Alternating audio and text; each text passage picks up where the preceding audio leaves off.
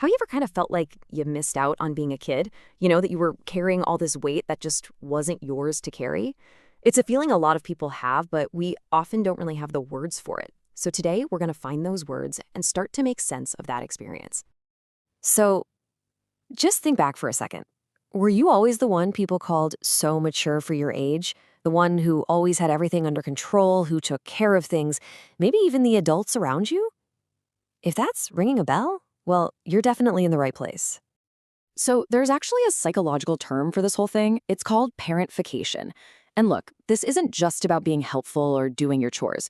It's a complete role reversal where a child is basically forced to step up and act like a parent to their own parents or siblings, taking on stuff they're just not ready for. A really good way to think about this is like having an unspoken job, one you never applied for, with a job description that was way, way beyond your years. And this part is absolutely crucial. We are not talking about just washing the dishes or watching your little brother for an hour. No, parentification is about absorbing all the stress, the anxiety, all the unspoken emotional baggage of the family. You pretty much become the emotional manager for the whole household. So what does this unspoken job actually look like day to day? Well, it often comes with these specific unwritten roles that kids find themselves playing. First up, you've got the peacemaker. This is the kid who feels like it's their job to keep everything calm and diffuse tension. They get really good at reading a room and will do pretty much anything to stop a fight, usually by stuffing down their own feelings. Then there's the confidant. This is the child who basically becomes a parent's therapist. They're the one listening to all the adult problems, money troubles, relationship issues, things that are way too heavy for a young kid to carry, let alone fix. And finally, we have the little adult. This role is all about the practical stuff. This is the kid who might be paying bills, cooking dinner for the family, or even basically raising their younger siblings. They're running the logistics of the home because the adults just can't. Okay, it is so important that we pause here for a second. The whole point of understanding this isn't to point fingers or assign blame. It's really about getting a handle on the super difficult dynamics that families who are struggling go through. A lot of the time, the parents in these situations are dealing with their own massive challenges. Maybe it's illness, money problems, or their own trauma. So it's all about approaching this with some compassion. But here's the thing, right? These childhood roles, they don't just magically disappear when we turn 18. No. They cast these really long shadows, and they create very real echoes in our adult lives. And you can see the connection so clearly. The childhood burden creates a direct adult echo.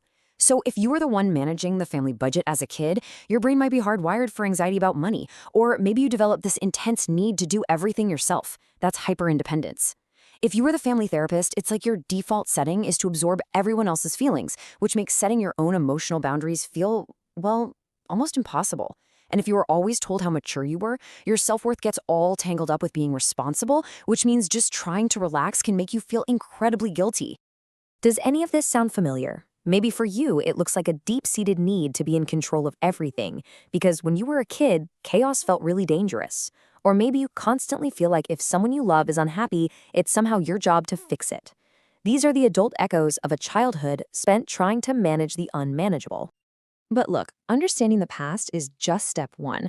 The real goal is to build a healthier future. So this last section is all about reclaiming that sense of freedom and play that you might have missed out on.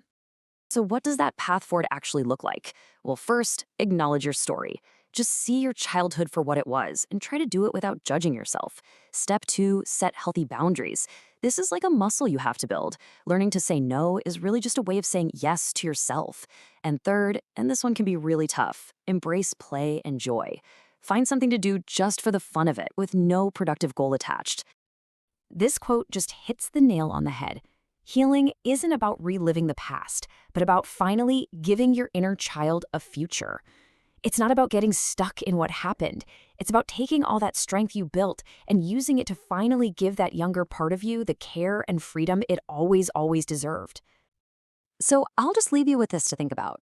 What is one small thing your inner child really needs to hear today? Maybe it's something like, you can rest now. Or maybe, hey, it's not your job to fix this. Or just simply, let's go have some fun. Whatever it is, listening to that voice, that's a really powerful first step.